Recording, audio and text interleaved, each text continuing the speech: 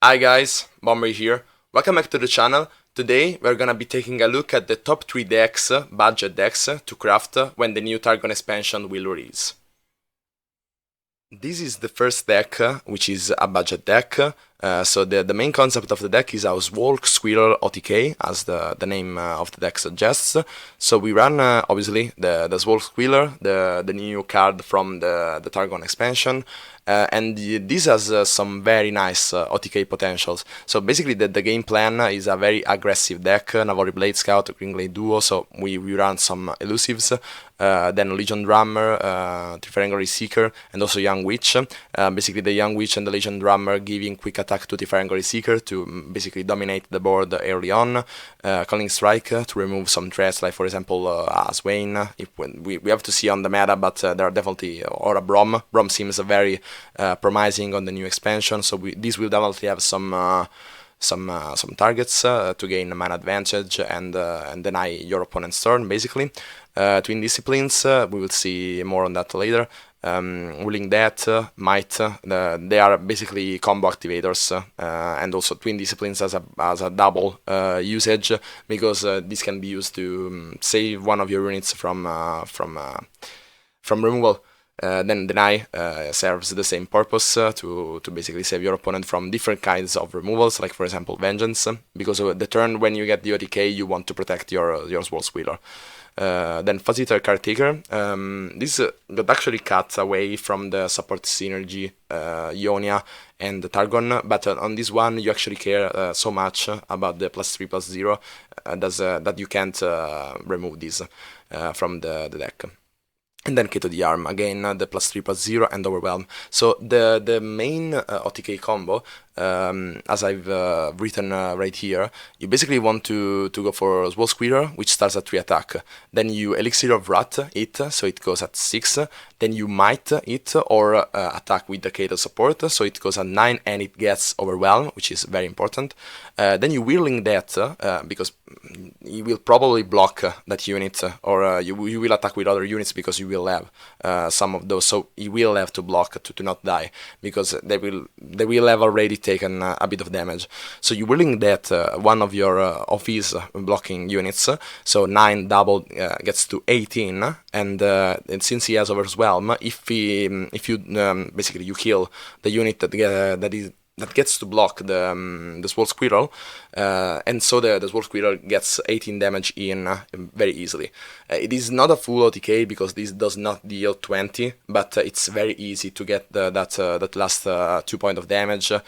Basically turn 1, if you start with an Avori Blade Scout, your opponent starts already at 18, so it's very easy. Or anyway, you will get those 2 point of damage on the course of the match, thanks to Green Glade Duo and overall your pretty aggressive strategy. So yeah, you will get 18 damage, but you can further optimize this combo, because you still have 3 mana open by playing all this stuff. But if you have the Swole Squirrel already in play, or a Kato in play, you have 7 mana open if the Squirrel was in play, 6 mana open if Kato was in play, because you have to play the Swole Squirrel, and also the Might, because you don't have the Kato. No, sorry.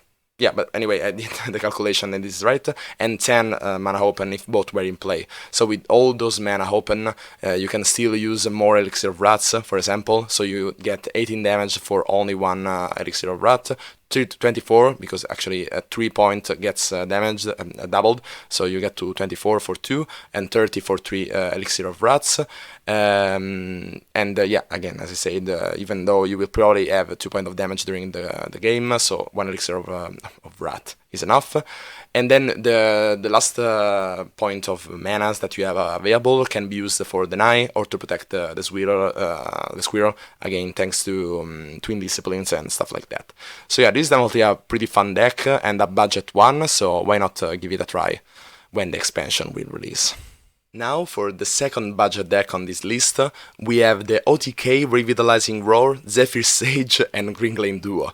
This is definitely a very strange combination that I had never thought of seeing into the game, but it actually works. So you basically want to stabilize the whole game.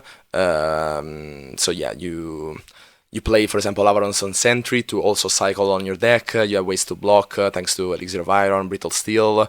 The Green Green Duo is actually not for beatdown this time, but it's actually a combo piece. Ice Veil Archer, again, to stop your opponent from doing stuff. Starlit Seer, again, because we run a bunch of cheap spells or spells in general. So again, the Starlit Seer is a nice consideration to make. And then we will see that you can high roll on the target, which is the Zephyr Sage. So definitely a pretty good consideration on the deck. Troll Chant, again, this trick is mind-boggling. It's very, very strong. New Targon trick. Steel Tempest, because when he plays a big unit, you simply deny his attacking turn with 2 mana. Very, very strong. Twin Disciplines, we will see more on that later. Avalanche, to stabilize fully on turn 4 against aggressive decks which likes to go wide. Concussive Palm, again, is pretty similar to Steel Tempest. Yeah, a bit of lag. Steel Tempest, but yeah, it's a bit stronger because it also summons a 3/2 to help you block further. Deny. More on that later, and then we have reached the combo potential. So basically you want to get enlightened so that the Revitalizing Roar can reduce the cost of 1 unit to 0 mana. So you want to Revitalizing Roar onto a Zephyr Sage. Then you want to have 2 Zephyr Sage on hand, one which is discounted and the other one which is not. You play the not discounted one and you target the discounted one. So now you basically have the 0 mana Zephyr Sage that you started with and a copy from this Zephyr Sage which was not discounted, and the copy is indeed discounted because you targeted the discounted one. So now you have 2 Zephyr Sage on hand which cost 0 mana. And basically whenever you play one, you can target the other one which is discounted to generate an infinite amount of Zephyr Sage at 0 mana. And by its own, this is already a win condition, because you already have a full board of 4 force every turn, or even more if you got a buff thanks to the... the Starlit Seer, because this is an exact copy. So every buff that this card had, it will stick around on the copies. So yeah, basically if you have a 5/5 full board of 5/5s or 6/6, this is again a win condition by its own. But you can get this further by getting a Green Glade Duo in play also, and this will get +1/+0 for every Zephyr Sage that you play. So you basically, when you reach 6, you can basically obliterate one of your 6 units, and the one that you play will still get played. So even if you reach the 6 maximum amount of units into play, you can still continue to play units, and the Green Glade Duo will be buffed. And so you can make this reach 20 attack, or basically infinite attack, whatever you need. 20 is most of the times what you need, and then you take the open attack. And then we actually have the Twin Disciplines, which will be used as a defensive tool to shield the Green Glade Duo from Vile Feast, and Get Excited, Noxian Fervor and stuff like that, or a Deny in response to some stuff like Vengeance and other removals that don't rely on damaging your units. And so yeah, you can get this OTK, this is a true OTK, and basically an infinite one. So yeah, you can get this. If by any means, for example, they cast a Vengeance, you deny that, but then they play another removal and they remove the Green Glade Duo, again, this deck has a backup plan, which is the Zephyr Sage full board every turn. And again, this will take longer, but it's still a very strong combo that will make you win the game. So yeah, that's it. You also have ways to heal, if for example against burn strategies. So yeah, this seems a pretty solid combo deck, and it's also very, very friendly, budget friendly. And then for the last budget deck on the list, we have the Poro 2.0. This is the second version of the Poro that I already had. We got some Poro synergies and like upgrades in the form of Poro Cannon. Then we also got the, Call the Wild.